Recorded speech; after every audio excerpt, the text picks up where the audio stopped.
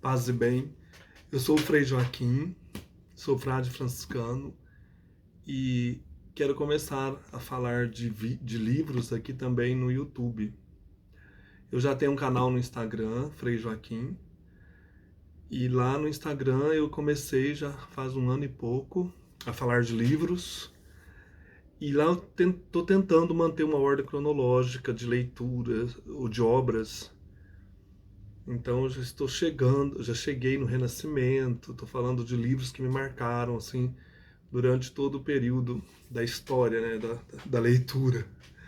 Aqui eu quero fazer uma coisa mais assim despretensiosa, eu quero falar sobre livros com mais calma, sobre os autores que eu amo, uma coisa assim bem simples, ao mesmo tempo despertando a leitura. O objetivo é despertar a leitura e quero pedir, né, que você que está assistindo esse vídeo possa, é, como que se diz, inscrever no canal. É o primeiro vídeo, então eu tô nervoso. Inscrever no canal, curtir, dar o seu joinha, né, como fala. E também, assim, ativar o sininho para as notificações, não é isso? E eu quero, assim, lançar vídeos na segunda-feira. Então, no Instagram eu lanço na segunda, quarta, sexta e domingo. Aqui eu vou fazer menos vídeos, mais, claro, mais longos. Então eu quero falar hoje sobre a experiência de leitura. Eu sempre gostei de ler, desde criança. Não tinha muito acesso aos livros, mas aqueles livros que me marcaram, como eu já mostrei, no caso de alguns aí da coleção Vagalume, o caso da Borboleta Tíria, Menino de Asas, tantos outros, né? Que fizeram parte do imaginário, A Ilha Perdida. Depois também tem O Burrinho Alpinista, um livro também que eu tenho uma afetividade por esse livro. Gosto muito desse livro. E o ato de ler, né, o ato assim de estar no meio de livros agora, que eu posso estar, é muito gratificante. Então eu agradeço muito assim, a vida, agradeço a Deus, né, por poder ter e viver no meio de livros.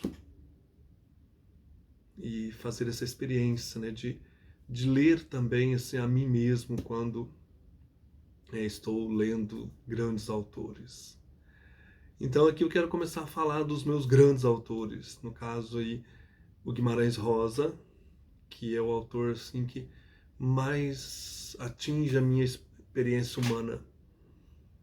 O Guimarães Rosa ele fala, né, de uma maneira tão forte comigo. Depois tem a Virginia Woolf, que eu gosto muito. A poesia, a beleza, a profundidade dessa escritora. E Cervantes, Dante Alighieri, Shakespeare, Dostoiévski, Proust, Balzac. Tantas coisas belas esses homens trouxeram, né? Com a sua escrita, com a lucidez, a perspicácia das suas palavras, dos seus textos. Eu tenho aqui o Harold Bloom, né, falando neste livro Como e Por que Ler, dessa experiência fascinante de leitura. Então, assim, eu quero tirar alguns trechos aqui para repensar com vocês, né? Ele diz: considero a leitura como hábito pessoal e não como prática educativa. Então, a leitura como uma experiência pessoal. Não aquela coisa que você tem que ler na escola para responder sobre os romances, por exemplo, Machado de Assis. Quem traiu quem? Sabe aquelas coisas assim de ficar respondendo características do romantismo, características do realismo, aquelas coisas que cansam. Mas a leitura como um hábito, né, como uma experiência humana. A maneira como lemos hoje, quando fazemos sozinhos, manifesta uma relação contínua com o passado, a despeito da leitura atualmente praticada nas academias. Esse negócio é muito sério, né? Eu estudei letras depois dos 40 anos, eu fui para a escola para a faculdade. E foi uma experiência rica, foi uma experiência interessante, mas não substitui nunca essa questão de você e o livro. Lá eu aprendi coisas interessantes sobre teoria da literatura, sobre história da literatura, mas a riqueza, né, da sua experiência pessoal com a leitura, nada tira isso, né? E muitas vezes assim a gente corre o risco de engessar nas academias a experiência de leitura, e isso é triste, né? O importante é você crescer como leitor, como um bom leitor, né? E ter prazer naquilo que você lê, não só no sentido de estudar para prestar provas, para dizer que você aprendeu, mas trazer para a vida. É isso que a leitura me ajuda muito, né? A trazer para a minha experiência humana, a ler para viver melhor. Então tem umas coisas muito interessantes aqui nesse livro, que o Harold Bloom vai tentando responder, e eu gosto muito dos textos deste homem, né, desse grande crítico norte-americano. Ele fala de uma grandeza, de uma experiência tão enriquecedora com os grandes mestres da literatura, que dá vontade de você já pegar o texto por exemplo, do Herman Melville, quando ele fala do Moby Dick, né? Dá vontade de já parar aqui e começar a ler Moby Dick. Então, grandes autores eu descobri aqui nesses livros do Harold Bloom, né? Nesse e em outros que eu tenho aqui na minha coleção. Ele diz ainda: meu leitor ideal e herói preferido é Samuel Johnson, que bem conhecia e tão bem expressou as vantagens e desvantagens da leitura constante. Conforme qualquer outra atividade mental, a leitura para Johnson devia atender uma preocupação central, ou seja, algo que nos diz respeito, que nos é útil. Então ela está falando para a nossa vida, né? Sir Francis Bacon, gestor de algumas das ideias postas em prática por Johnson, ofereceu o célebre conselho: não leia com o intuito de contradizer ou refutar, nem para acreditar ou concordar, tampouco para ter o que conversar, mas para refletir e avaliar. Isso aqui eu achei muito estranho nas universidades, na universidade, porque muitas vezes você era como uma ameaça, né, para os professores. Você já tem uma experiência de leitura e a faculdade muitas vezes assim não deixou eu expressar a minha experiência como se eu quisesse competir com o professor. Então tem umas coisas muito tristes assim. Temos situações muito delicadas, né? Você está ali não para querer dizer que sabe mais, mas para trazer a sua experiência. Isso foi muito doloroso, assim, na minha história, né? De ter que calar algumas coisas para não ofender. Para mim, a leitura não é para dizer assim, eu sei mais, né, do que o outro, mas para crescimento, para entendimento de quem sou no mundo, né? A Bacon e Johnson eu acrescentaria um terceiro sábio da leitura, inimigo ferrenho da história e de todos os historicismos, Emerson, que afirmou: os melhores livros levam-nos à convicção de que a natureza que escreveu é a mesma que lê. Eu gosto muito do Emerson, esse grande pensador norte-americano também, que reflete sobre a importância do homem, do saber. E aqui ele diz, né, os melhores livros levam-nos à convicção de que a natureza que escreveu é a mesma que lê. Os autores foram grandes leitores. E isso aparece nos livros, aparece na história, na trajetória de cada um. Propõe uma fusão de Bacon, Johnson e Emerson. Uma fórmula de leitura: encontrar algo que nos diga respeito. É como Guimarães Rosa, né? Eu sou mineiro, então Guimarães Rosa fala para mim. Que possa ser utilizado como base para avaliar, refletir. Que pareça ser fruto de uma natureza semelhante à nossa e que seja livre da tirania do tempo. Nossa, olha que interessante. Falando concretamente, antes de mais nada, busquemos Shakespeare e deixemos-nos por ele ser encontrados. O Harold Bloom, ele é apaixonado por Shakespeare. Aquele livro dele, Shakespeare, a Invenção do Humano, que eu estou estudando, né, saboreando, é um livro fascinante, né? Que ele diz que o Shakespeare inventa o ser humano, os seus personagens, inventa o homem moderno, né? As tramas do teatro shakespeariano refletem aquilo que nós somos. Então nós somos herdeiros de toda essa tradição. E os personagens estão atuais. São atuais, né? Estão ali borbulhando de vida. Shakespeare, mais do que Sófocles, é a autoridade máxima no que concerne ao conflito de gerações. E com mais autoridade do que qualquer outro autor, fala das diferenças entre homem e mulher. Mais adiante, né, ainda existem leitores solitários, jovens, idosos em toda parte, menos nas universidades. Se resta à crítica literária hoje em dia alguma função, esta será a de dirigir-se ao leitor solitário, que lê por iniciativa própria e não segundo interesses que supostamente transcendam o ser. Sou eu. Minha profissão é leitor. No sentido assim, eu sou um leitor solitário. Eu gosto, né, de conversar com esses autores que já morreram, mas que estão assim próximos, falando, estão ali trazendo para nós prazer, reflexão, significados profundos da existência. Estão nos ensinando a encarar a vida. Mais aqui adiante ele continua a falar de Shakespeare e de outros, né? Dizendo, lemos Shakespeare, Dante, Chaucer, Cervantes, Dickens, Proust e seus companheiros porque nos enriquecem a vida.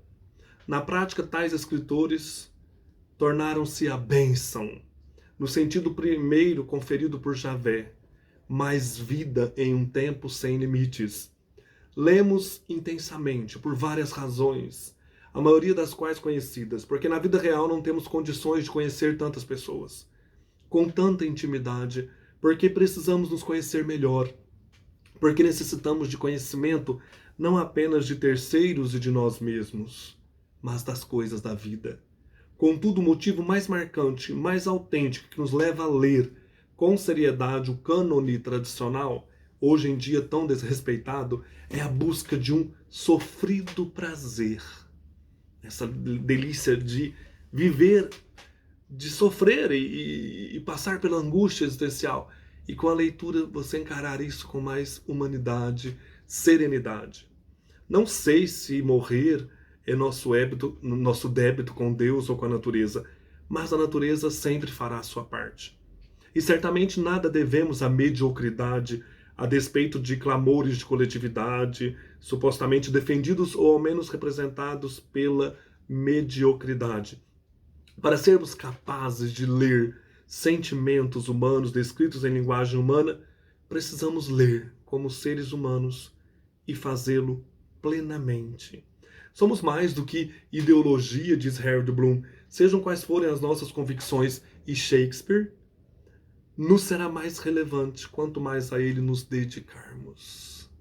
Isto é, Shakespeare nos lê mais plenamente do que nós o lemos, mesmo após havermos libertado a nossa mente da presunção. Eu estou lendo Shakespeare aos poucos.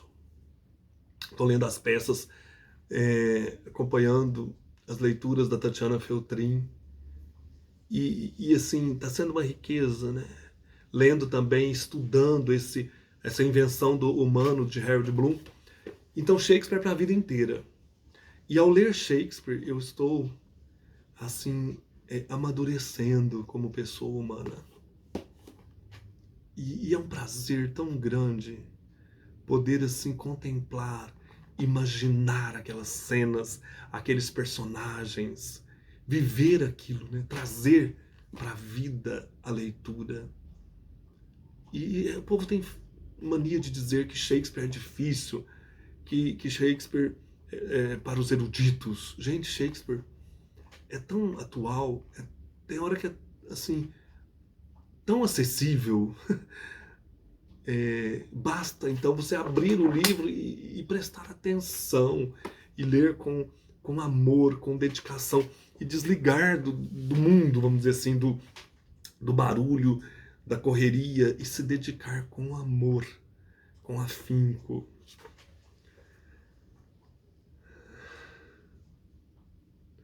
O motivo mais marcante, então, para ler, para atravessar os livros, é que existe o sublime alcançado pela leitura. Ao que parece, a única transcendência secular que nos é possível, senão por aquela transcendência ainda mais precária que denominamos paixão, amor. Exorto o leitor a procurar algo que lhe diga respeito e que possa servir de base à avaliação, à reflexão. Leia plenamente, não para acreditar, nem para concordar, tampouco para refutar, mas para buscar empatia com a natureza que escreve e lê. Eu escrevi aqui, ó, a lápis, em 2015, no dia 9 de junho, eu escrevi, sempre retorno emocionado a esse último parágrafo, porque mostra o verdadeiro sentido, porque amo tanto a leitura e os escritores.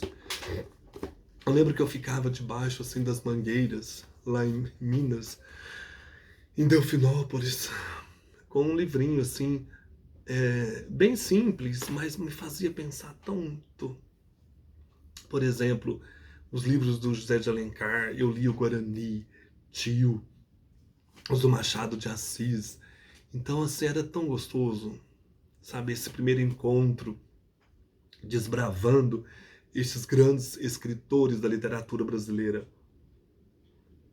Depois eu entrei, então, no seminário em 95, entrei no convento franciscano, e aí eu tive acesso a bibliotecas, a grandes autores.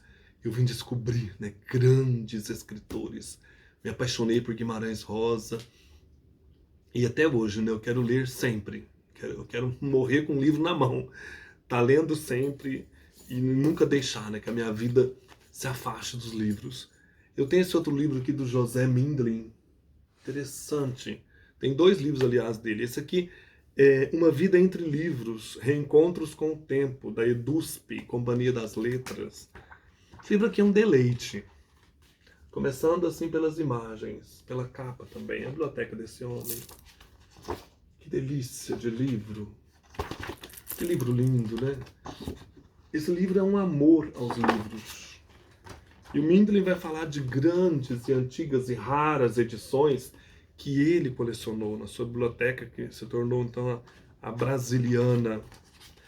E ler isso aqui é partilhar do mesmo prazer do José Mindlin. Só para vocês terem uma ideia, esse livro aqui, ele é gostoso, com uma caixa de chocolates, um vinhozinho, né? Você vai degustando e vai saboreando as edições que ele mostra, como essa moreninha aqui de 1844 e o mulato de 1881. Então o Mindlin tinha obras raríssimas, fora, né, as histórias que ele conta das viagens em busca assim de raridades, né, na Europa, as suas amizades com os livreiros. Então aqui nós temos olha, encartes dentro do livro. Gente, não vou abrir com medo de rasgar. Esse livro aqui é um sonho. Então aqui ele conta, né, várias coisas sobre a sua experiência de leitor. Deixa eu ver se eu acho. Aqui tem mais uma foto. Deixa eu mostrar o Mindlin aqui para vocês direitinho, né? Então ele fala, este livro tem uma história que precisa ser contada. Começa falando assim, nem que seja para explicar e se é possível justificar que eu fique tanto tempo falando de mim mesmo. Meio contra a minha vontade, ele vem atender a uma insistência antiga e persistente de vários amigos para que eu escrevesse sobre a minha biblioteca, destacando obras de maior interesse e contando alguns episódios de décadas de garimpagens de livros. Insistiram também que eu falasse sobre minha relação com o livro e sobre minhas leituras, daí partindo para as preocupações e atividades culturais, ou outras que vêm acompanhando minha vida desde já uma remota mocidade. Vinha resistindo, mas acabei cedendo, quando me dei conta de que através dessa história poderia talvez estimular em outros o amor ao livro, e principalmente o amor à leitura. Inocular esse vírus, e principalmente, aliás uma coisa que venho procurando fazer a vida inteira. ora com sucesso, ora sem resultado. Para alguns eventuais leitores é bem possível que nada do que eu vou contar seja novidade. Mas se conseguir despertar em outros algum interesse por um tema que me é tão próximo, dar-me-ei por satisfeito. Conseguiu renovar meu interesse, José Mindlin. Você conseguiu me despertar de novo. É sempre essa delícia de colecionar livros, ler e estar envolto, né, por personagens e autores. Então aqui ele vai contar, né, como que veio o amor pelo livro, vai contar histórias assim da sua atração pelo livro, o desejo de ter livros. E aí ele vai colocando a questão do prazer. Isso é muito importante. A leitura ela tem que trazer para nós prazer. Sei que tem coisas que são pedreiras, né? Por exemplo, Ulisses de Joyce. Mas que prazer que eu já senti lendo esse livro. Sabe, situações, momentos ali que eu falei, gente, que delícia. Tem livros que não dão prazer. Eu já li alguns assim que eu acabei na marra, né? Mas você cresce, por mais que seja doloroso, você cresce com a leitura. E eu não abandono livros. Assim, eu não abandono a leitura, dificilmente. Mas eu sou bem criterioso nas escolhas dos meus autores. Embora, assim, eu já tentei outras coisas, assim, outras leituras, né, que me desafiaram. Como eu estou lendo agora o Henry Miller, que escreveu a trilogia Sexus, Plexus e Nexus. Meu Deus, né? É desafiante para mim. Mas eu quero entender, né? Até chegar no Trópico de Capricórnio, no Trópico de Câncer. Ele falando assim da sua vida amorosa e da sua vida literária lá em Nova York dos anos 20. Mas tem umas coisas assim que cansa, mas é interessante. De repente você encontra algo ali e fala, nossa, é um escritor bom, né?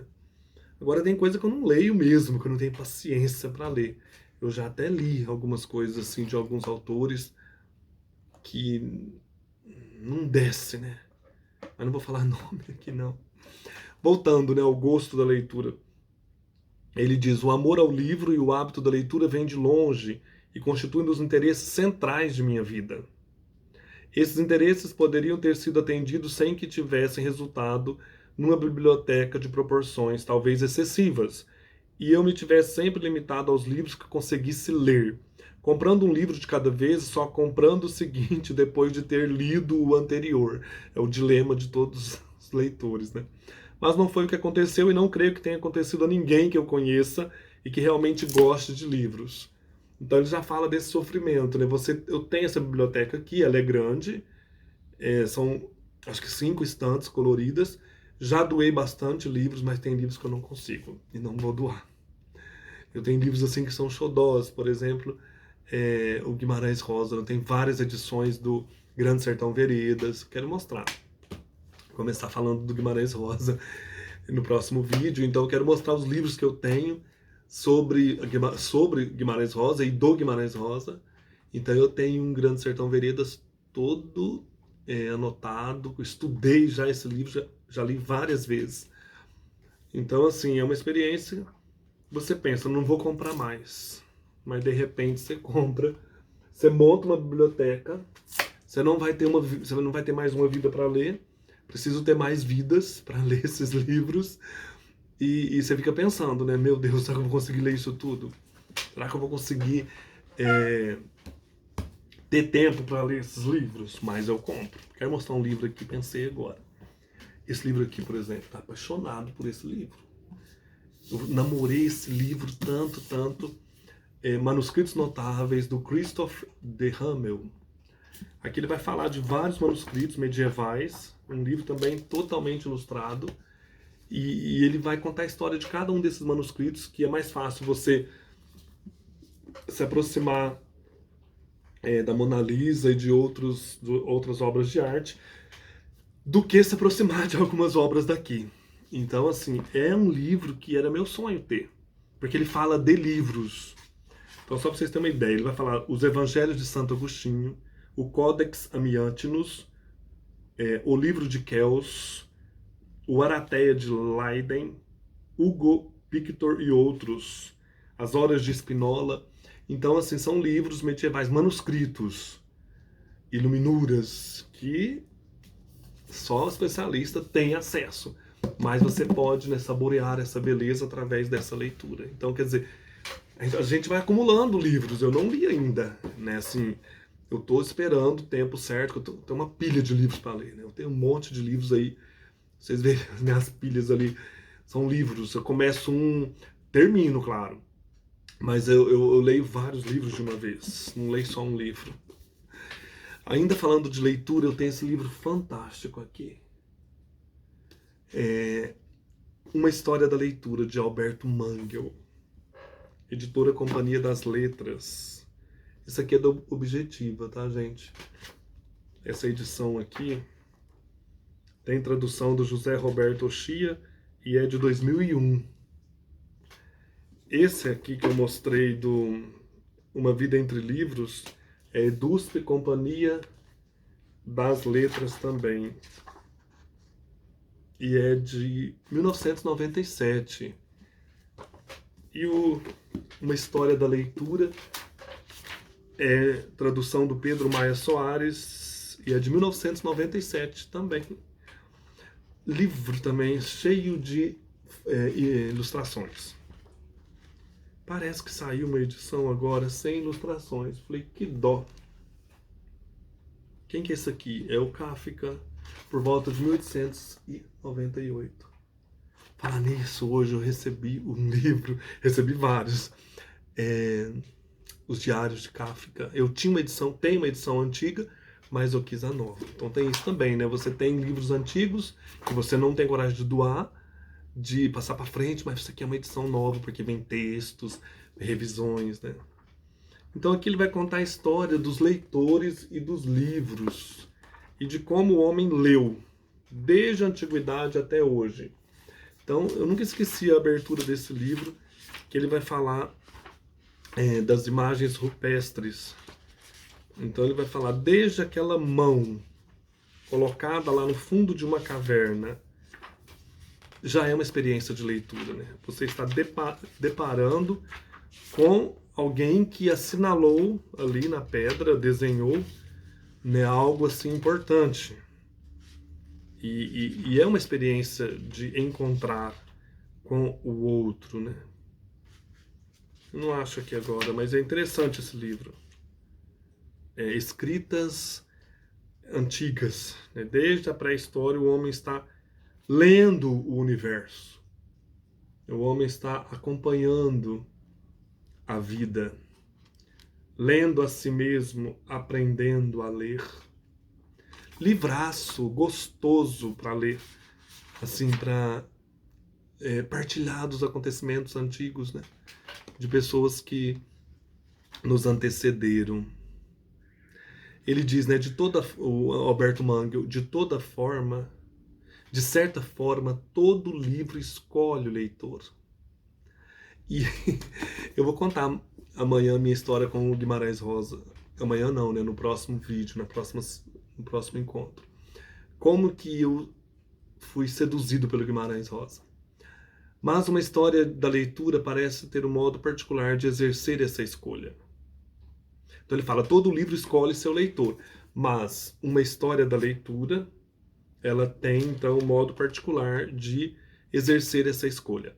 Talvez com uma ou outra exceção, todos que se dispõem a lê-lo integram a comunidade anônima das pessoas que gostam de ler. É interessante, né? Você gosta de ler? A gente sempre pergunta isso para alguém. O que você gosta de ler? O que você está lendo? Por isso, cada uma delas encontra aqui certos fragmentos de sua própria experiência. O encantamento com o aprendizado da leitura. A primeira palavra que eu li, que eu entendi, foi a palavra pêssego. Então aquele encantamento, deslumbramento, né? Entendi o que está escrito ali naquelas letras. Entendi o significado, né? Olhando para o significante.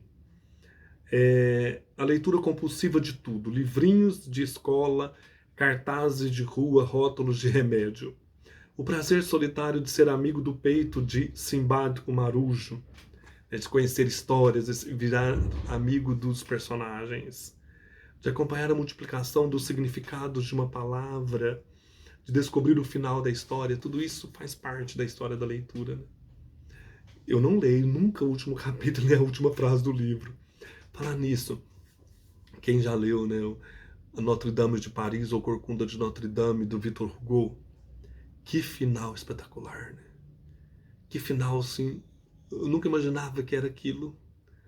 Ou Os Trabalhadores do Mar, do mesmo Victor Hugo. Aquela última frase, aquela, sabe, me marcou tanto, né? Então tem uns finais assim que fala, meu Deus, como é que alguém... E eu sempre tenho uma mania, eu vou contar aqui.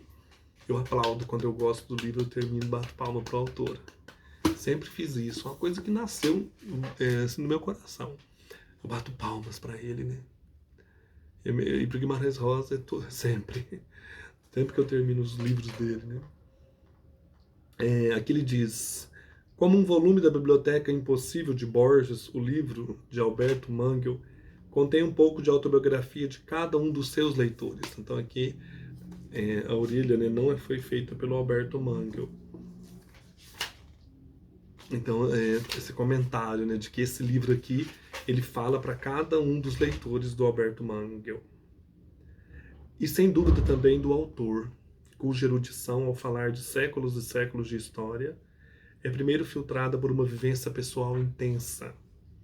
A clareza do texto de Alberto Manguel parece refletir uma generosidade, uma vontade de compartilhar informações, perspectivas e modos de sentir o ato de ler. Ler para viver, Flaubert escreveu, ou na visão de Kafka, ler para fazer perguntas. Das plaquinhas de argila da Suméria aos nossos cibertextos, sabemos que a história registra não só uma infinidade de motivações para a leitura, mas também para a sua proibição, como se fosse da natureza da palavra escrita penetrar na intimidade do leitor e fazê-lo agir, fazê-lo mover-se para lugares que só ele é capaz de escolher. O ato de ler pressupõe e simultaneamente cria uma liberdade. Lembrei da Charlotte Brontë. Eu não sou um pássaro preso, eu sou livre. Isso está lá na Jane Eyre. Eu não sou engaiolado, né? Então a leitura ela liberta a gente para a vida. Alberto Manguel é primeiro um leitor. E nesta condição se escolheu narrar as conformações da leitura ao longo do tempo, é porque está ciente de quantos tentáculos uma boa história pode ter. Vou mostrar o Alberto Manguel. Então, aqui nós temos uma grande história de homens e mulheres que leram, que se leram nos livros, e é um texto assim, ó, para você que lê e gosta de ler, não perca esse livro. Eu estou esperando um outro da biblioteca, meia-noite, acho que é isso. Alberto Manguel, gente, é uma delícia de leitor, de escritor. Ele vai contar aqui, por exemplo, das prostitutas, acho que na época da Renascença, lá em Veneza, que elas recebiam os clientes com um livro de Homero na mão, ou Shakespeare, lendo, né?